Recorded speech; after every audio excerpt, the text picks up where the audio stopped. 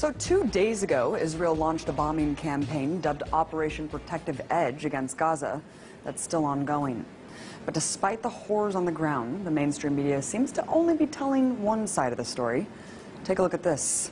From the Wall Street Journal, Israeli air defense intercepts more rockets as fighting continues.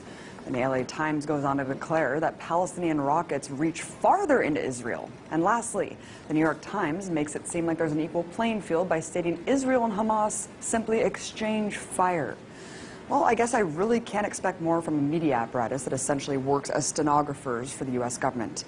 Let's take a listen to what the issue is being framed by the White House. We strongly condemn the continuing rocket fire into Israel and the deliberate targeting of civilians by terrorist organizations in Gaza. No country can accept rocket fire aimed at civilians, and we support Israel's right to defend itself against these vicious attacks. At the same time, we appreciate the call that Prime Minister Netanyahu himself has made publicly to act responsibly.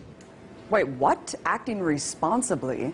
I must be in the twilight zone, because to me, the collective punishment of an entire population is the opposite of responsible. So, what's the reality on the ground? Well, just in the last 24 hours, Israeli forces have conducted airstrikes that have struck 160 sites in Gaza, according to the IDF. In total, 550 sites have been bombed. And considering the fact that Gaza is one of the most densely populated places on Earth, with over 1 million inhabitants, any aerial strike conducted in the region almost certainly means civilian deaths.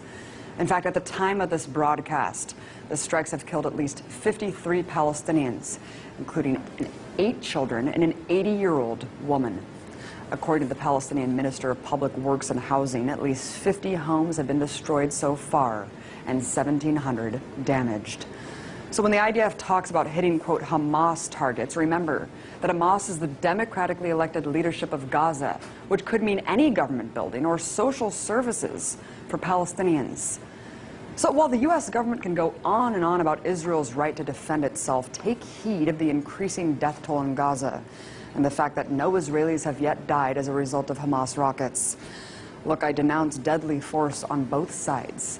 But it's important to not frame this as a cycle of violence that's equal. One is the colonizer oppressor, the other, the colonized oppressed. As IDF General's son Miko Piled said just yesterday on the show, there are 2 choices for Palestinians in occupied territories: to completely surrender or resist. And resistance is what we're seeing now. I'm sick of my Palestinian friends losing their friends and family every time Israel goes on the offense against innocent people living in an open-air prison.